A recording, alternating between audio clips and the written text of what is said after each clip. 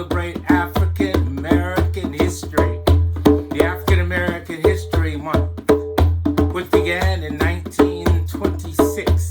Dr. Carter G. Woodson, he made a plan to celebrate the contributions of African Americans to American society. He selected the birthdays of Abraham Lincoln and Frederick Douglass as the bookends of the 1 week celebration. In 1926, it was known as Negro History Week. We've continued to grow. Now folks say we celebrate Black History 365. By opening with our anthem, the first verse that was written by James Weldon Johnson, with the music by his brother, John Rosamond Johnson, we celebrate that anthem, which was introduced in 1899 at the World Exposition, written first as a poem by James Weldon Johnson for his 7th grade students, as he was a teacher, a writer, a historian. Now with me, all by William King, we're going to celebrate through story. As I start with the rhythm of the djembe drum and celebrate the flag of the African people. Red, black, and green, the most beautiful color I've ever seen. Red, black, and green, the most beautiful colors I've ever seen. Red is for the blood, black is for the people, green is for the land. They say it. Now you understand. Now, red, black, and green, the most beautiful colors I've ever seen. Beautiful colors I've ever seen. Beautiful colors I've ever. Most beautiful colors that I have ever seen. Red, black, and green, the flag of the African people. And these colors are the oldest known colors to fly for a group of civilized people. And these colors brought to the Americans by the Honorable Marcus Garvey. And these colors represented the organization of the UNIA, the Universal Negro Improvement Association. And Marcus Garvey, born in Jamaica, came to the America as a leader of the culture. And he started what was known as the Black Star Line, a group of ships that were dedicated to carry African American people back to Africa. In those days, the thought was, if they didn't want to live in harmony, we should return home.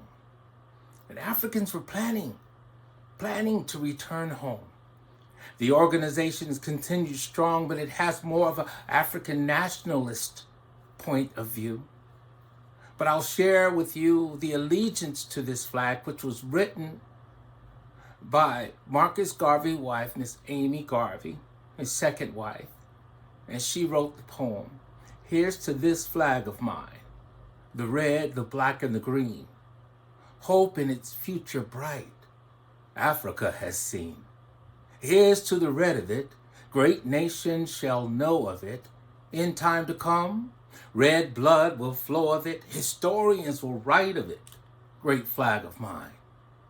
Here's to the black of it, 400 million in back of it, whose destiny depends on it, oh flag of mine.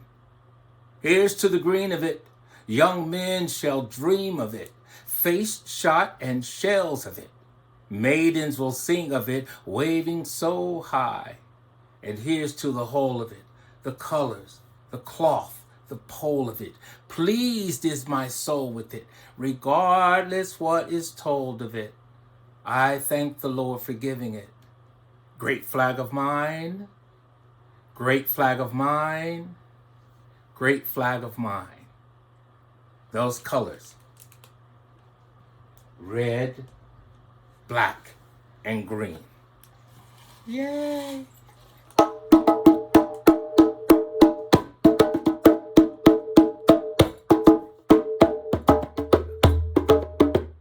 Connected.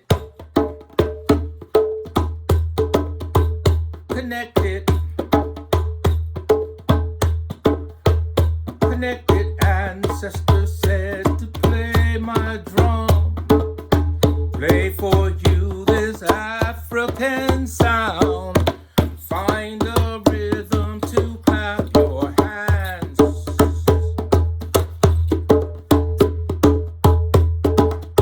We are connected to the elements. The ancestors say that I should try to get you to raise your voice up high.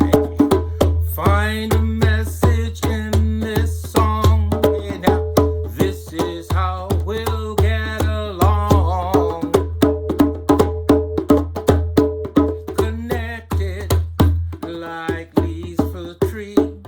Connected like sand to the beach.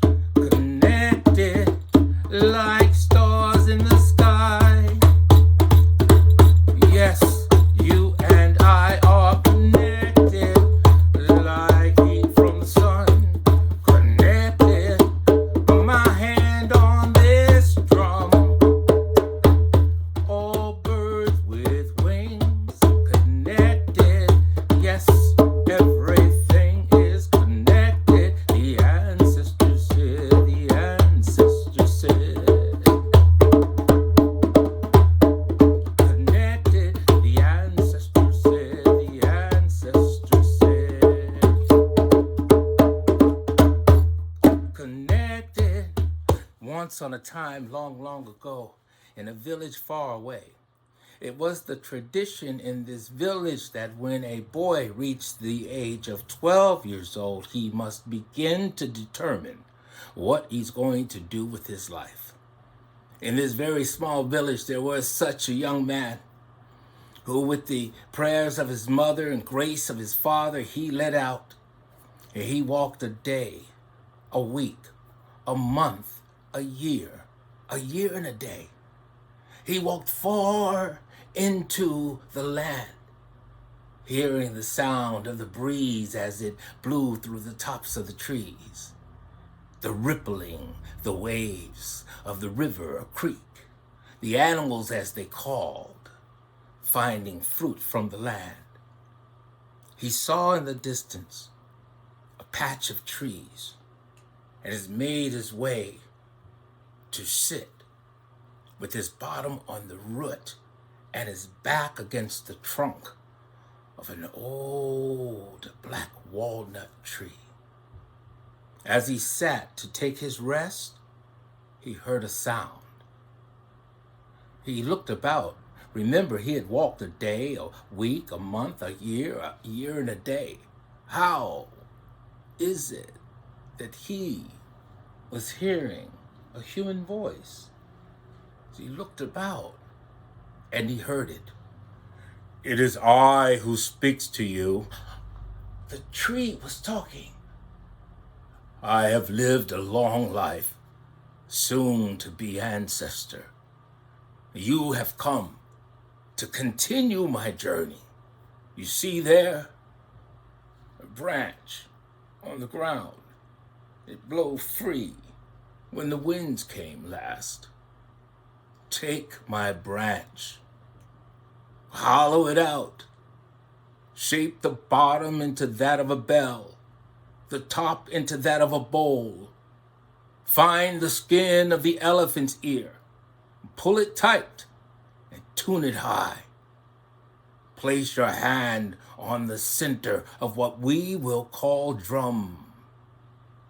The rhythm in your hands will be that, the rhythm of your heartbeat. Just as quickly as the voice came, the voice went away. He looked about. The tree was standing, but there was the branch. As he was told, he picked up that branch and he hollowed it out.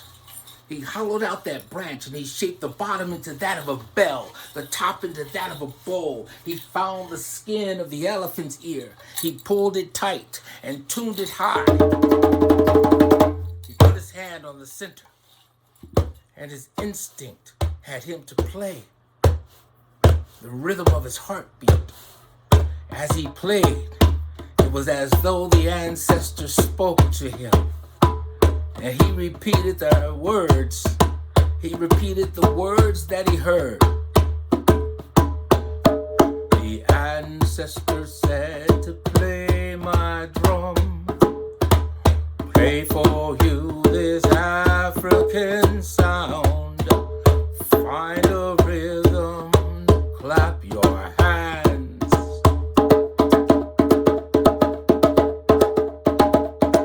We are connected to the elements. The ancestors say that I should try to get you to raise your voice up high. Find a message in this song.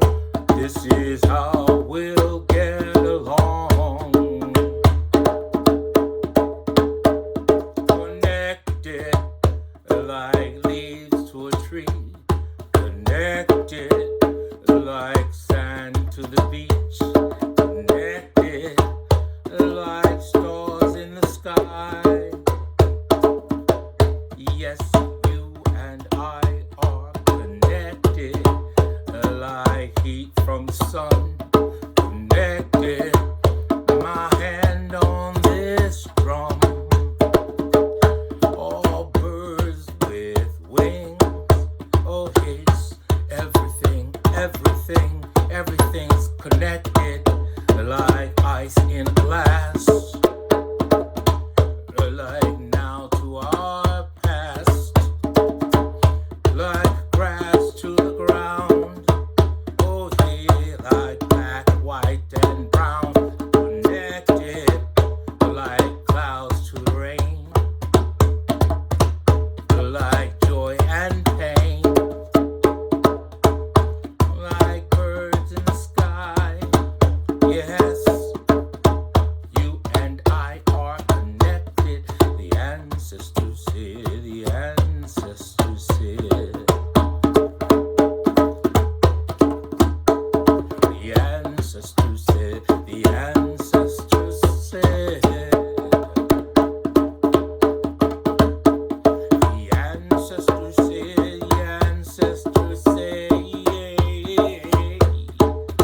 We are the ancestors said, the ancestors said. We are connected. The boy, having found his desire for what he would do with his life, returned on the path from whence he came. He made his way back to his home village. Along the way, he'd stop and play his drum. People from far and wide heard the call of the drum, and they came to join the young man. Once he made it into his village. He sat there at the gate of the village, found himself a stone, sat upon that stone, and played his drum. The word of the playing of the drum made its way to the king. And the king, with all his horses, came to the edge of the village to watch the marvel of the young man who had carved an instrument from the branch of a tree. The king heard of his wonderful story, and the king said, "Son, you will now be my musician." That is the way the boy became the king's musician and introduced the drum throughout the land. Yay, Bo. Yay! The ancestors' drum. That's a story that I wrote. I love sharing stories. There's so many stories that we can share. During the course of African American History Month, you just pop it into your Google search. Look for African folk tales and African stories.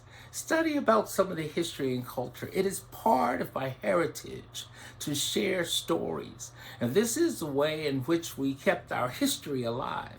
It is said that as long as a person is remembered in story, that they never really are dead and gone.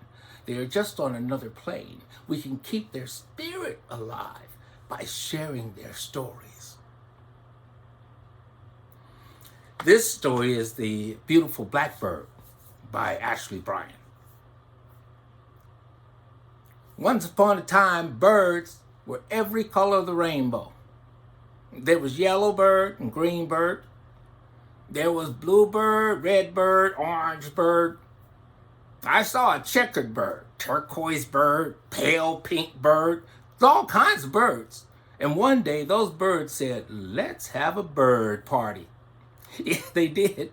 And they flip-flopped and flapped their wings, flew all the way over to a nice, cool running river. And those birds, they landed beside that river, they danced in the grass, they splashed in the water, they walked across the sand, and they were eating worms. Oh yeah, they were eating worms. It was a bird party. Those birds were having so much fun when suddenly off to the side was Graybird. Graybird looked all the way across the river. She saw Cuckoo! Cuckoo! Look at you! Look at you! Graybird began to sing. He said, Blackbird stands out best of all. Blackbird is so beautiful. Her feathers gleam all colors of the sun. Blackbird, you're such a beautiful one. Blackbird raised up her beautiful head. She saw Graybird flying over as quickly as she could. Graybird landed right next to Blackbird and said, hello, Blackbird. Well, how you doing, Graybird? Oh, Blackbird, you are so beautiful. I wonder if you'd mind to put a little bit of that black on me. It would make me beautiful too. Well, Blackbird said, now the color on the outside doesn't mean a thing. It's what's inside that counts. Color on the outside does not matter at all. It is what's inside that counts. Graybird said, well, I know that, but my name is Ringdove. No one ever really calls me by my name. If you, Blackbird, please, were to put a ring around my neck, when the others see me, they would know me. They would know me by my name. Blackbird said, oh, come on. And Graybird got real close. And Blackbird pulled a feather from her side, reached it forward and told Graybird, said, spin around, spin around, spin around. And Graybird spun around and around. And Blackbird laid that feather right on Graybird's neck. And as Graybird spun around, that beautiful black rings around her neck, and one after the other, those birds came. One after the other, they came from far and wide. They were screaming out her name, Ringdove! Ringdove! Ringdove! Ringdove! She held her head up high, and she smiled so brightly. Then the other birds said, what about me? What about me, huh?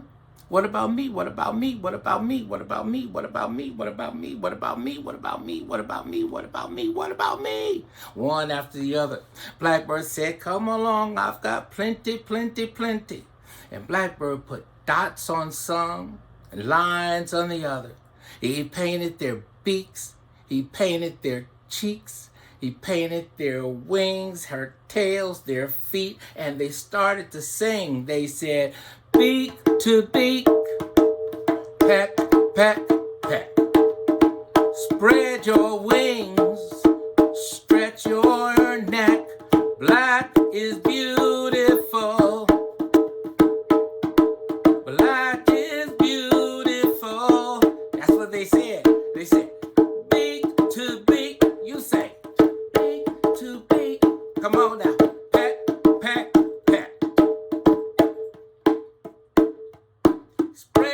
your wings, spread your wings, stretch your neck, stretch your neck. We are beautiful. I am beautiful. You are beautiful. Black is beautiful.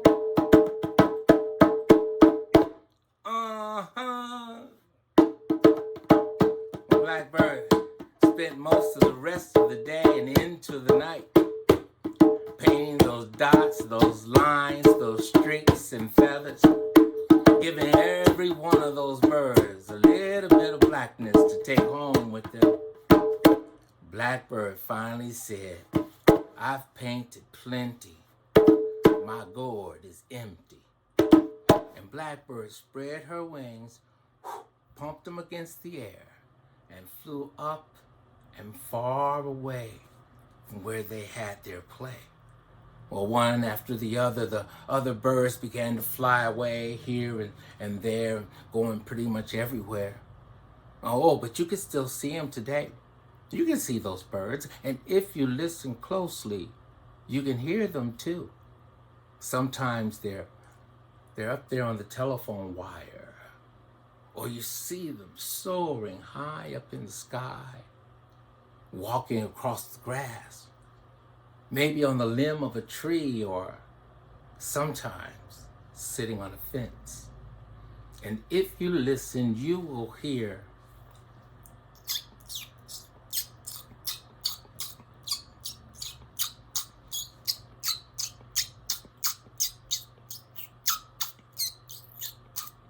oh, I forgot to tell you, I speak bird. I know what they're saying. They're saying, you are beautiful. I am beautiful. Black is beautiful.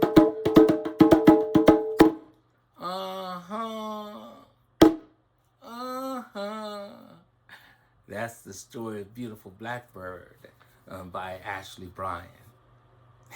Thank you. Thank you so much. Thank you. We have a wonderful time telling stories. And our history is wrapped up in so much glorious stories. Do you know that many of the inventions that we use today, you can go throughout history of all time and find out that the inventors of many of the most commonly used daily items are made by people of African descent, by Black people, African American folk. The doorknob, the dustpan, the broom, the water hose, the system for cellular phones, LASIK eye surgery, the stoplight, putting it in the red, the yellow, and the green by Garrett Morgan, who also invented the gas mask, folding bed, the ironing board, and the iron, the mop. So many items that we use on a daily basis. The filament for the light bulb that allows it to shine by Lewis Latimer. Jan Mecklenburg, he made the shoe lasting machine and how we put and stitch our shoes together. There are inventions by African American people. By just taking a moment to do some of that research, why not use some time the rest of the year looking at some of all of the wonderful contributions that African American people have made to society? And not just the inventions, but the literature, poetry, and stories. Langston Hughes comes to mind, one of my favorite. Langston Hughes' poem, I'm Still Here. I've been scarred and battered. My hope the wind has scattered. Snow has frizzed me. Sun has baked me. It looks like between them they tried to make me stop laughing, stop loving, stop learning, and stop living. But I don't care. I'm still here. Y'all ready for an old school rap? It's gonna sound like this. I'm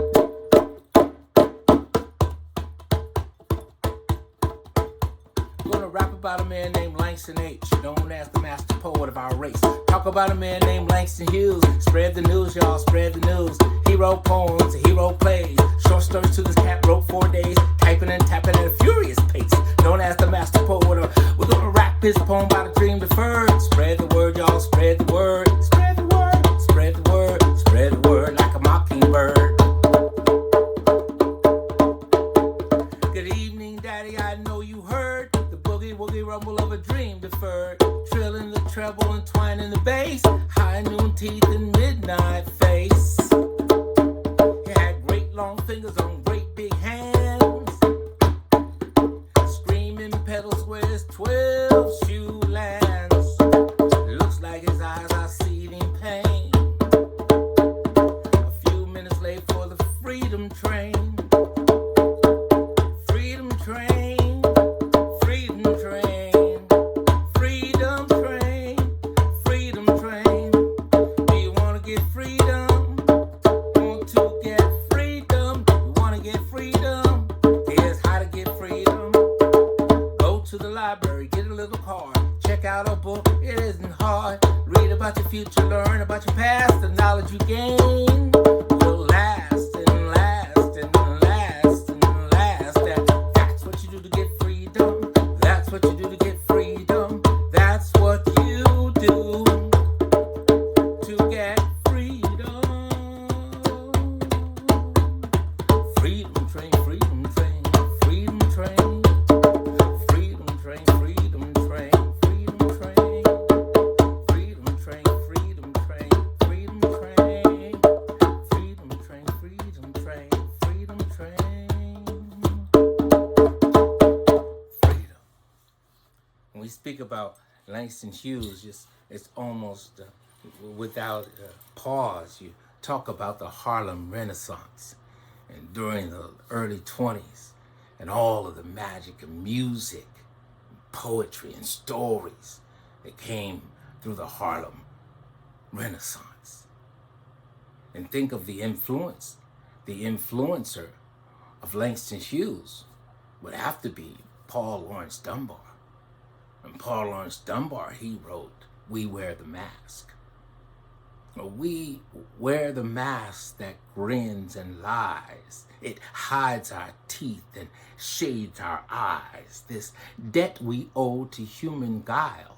With torn and bleeding hearts we smile and mouth a myriad of subtleties. Why should the world dream otherwise, counting all of our tears, sighs? No, let them only see us smile. We wear the mask. We smile, but oh great Christ, our cries to thee from tortured souls arise. We sing, but all this clay is vile beneath our feet and along the mile. But let the world dream otherwise while we wear the mask. And influencers on top of influencers. Langston Hughes influenced there by Paul Laurence Dunbar, and then if you look at Langston Hughes, he was an influencer of Gwendolyn Brooks. Gwendolyn Brooks, the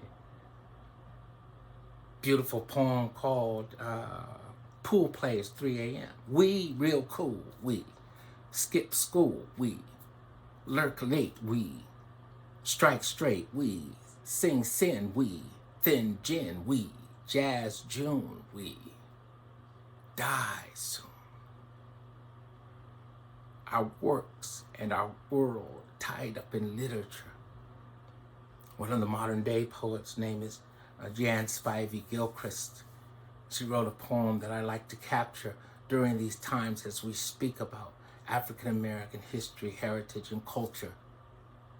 And she wrote the poem, My America. I'll say the words, you say them back. Are you ready for this? I'll say the words, You say them back. My America.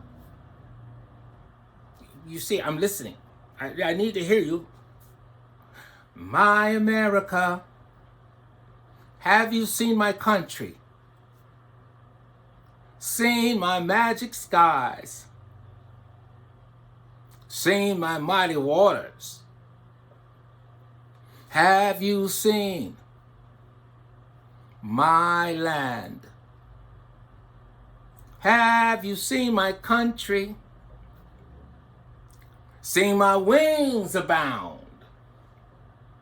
Have you seen my water creatures? Have you seen my beasts and fowl?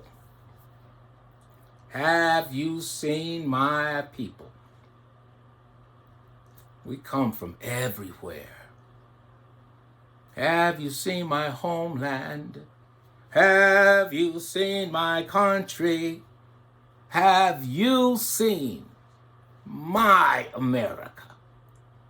It's my America. It's my America. It's my America. Yeah, when we began by talking about Abraham Lincoln and Frederick Douglass, and how it was that in those days before 1864, 63, even 1862, Langston Hughes was a very top influencer for Abraham Lincoln. Abraham Lincoln eventually signed the Emancipation Proclamation, which set all men free in America. And during the history after freedom, there were then the Jim Crow laws and every other kind of law that you could imagine to continue to hold black people back. But one of the incredible things about Langston Hughes that few people recognize or knew, about Frederick Douglass that few people recognized or knew. Frederick Douglass and Frederick Douglass's dad were concert-level violinists. Yes, they were. Yes, indeed. And Frederick Douglass Jr., the son of Frederick Douglass, right after the war, he began touring around the world as a violinist, playing beautiful music on what some calls the first instrument, the violin, very similar to the lute, like a harpsichord. He played violin, and the young lady that toured with him, she played piano. Eventually they were married and they had several children. And can you imagine having a gift such as being a musician, or even a storyteller or drummer, or being able to play piano or bass or blow a trumpet, having those gifts, but not allowed to play them at will? You couldn't go to the concert hall. You couldn't go play your music anywhere that you wanted to because of laws that were set in place to hold people back. Well, those laws are set and done now. And it's time for you and each of us to take our wings and fly. Find your gift. Use your gift to help to make the world a better place.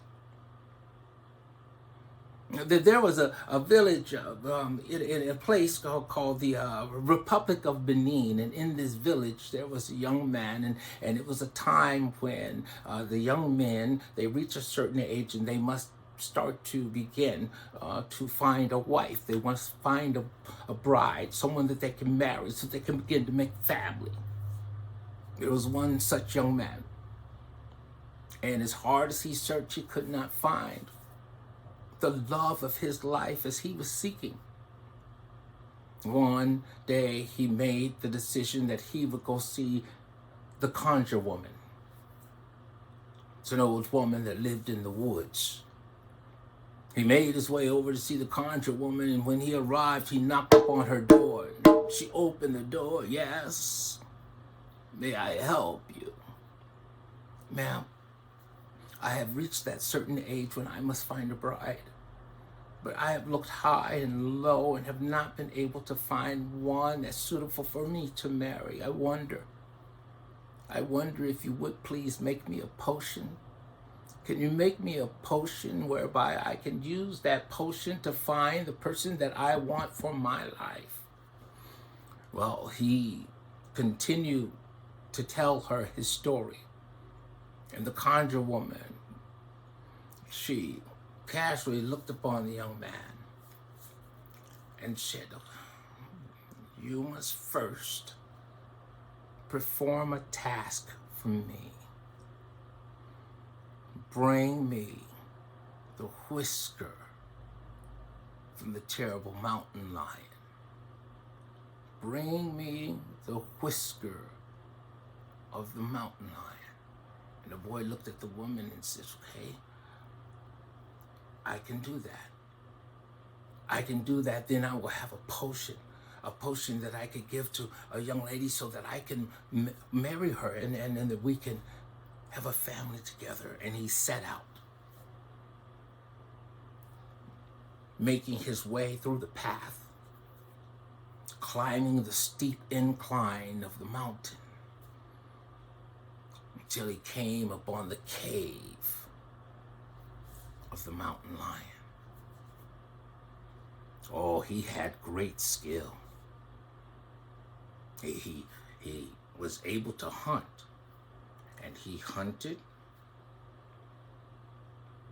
and captured an animal that he field dressed, cleaned, and set it by the door to the cave, the den of the mountain lion. He set that meat right there close, and he ran a good distance far away and hid behind a rock and behind a tree and some shrubbery. The mountain lion emerged from the cave, smelled the air, saw the meat, approached very slowly,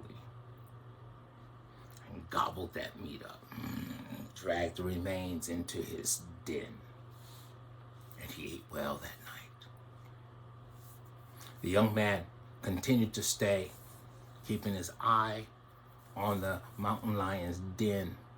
He felled another animal, field dressed that animal, and he brought that prepared meat and set it outside of the doorway to the den of the mountain lion. He backed off shorter ways this time, but still secluded himself behind a stone, and he watched. Soon the mountain lion emerged from his den, smelled the meat, looked about, saw no danger, and the mountain lion devoured the food that was there. As the mountain lion was finishing his sup, the boy poked his head out just enough. The mountain lion saw him.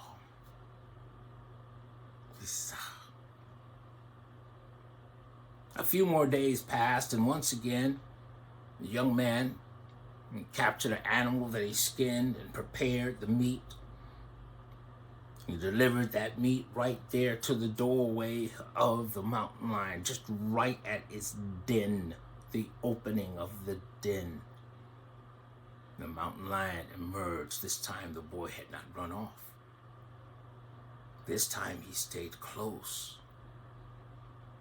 And as the mountain lion emerged from the den and began to devour the meat,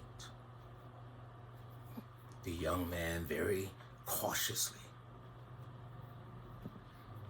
bravely reached forward and pulled the hair, a whisker from the mountain lion. He held that whisker with pride and made his way back to see the old conjure woman in the woods. And when he arrived there at the conjure woman's house, he rapped on that door. She came immediately, opened up the door. He showed her right away. I got the hair. I have the whisker of the terrible mountain lion, as you told me. Here's the whisker. Give me my potion. The old lady She looked at the young man and smiled. Said, "Dear, there is no potion to change your luck, to help you find a bride. You must use what is within you. The same way that you got that lion's whisker, you must use your patience. You must use your bravery, perseverance. Do not give up. You have all the tools that you need to find a beautiful bride. You'll make a fantastic husband for that bride, and you all will have many, many children." With that, she bowed her head, closed her door. The young man learned his lesson. He returned. And it wasn't long after that he met the love of his life. He found a bride to spend the rest of his life with her. Yay, Bo.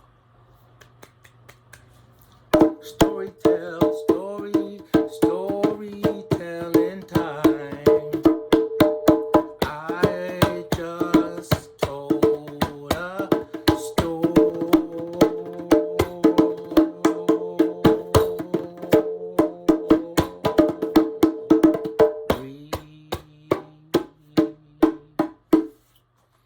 Thank you very much.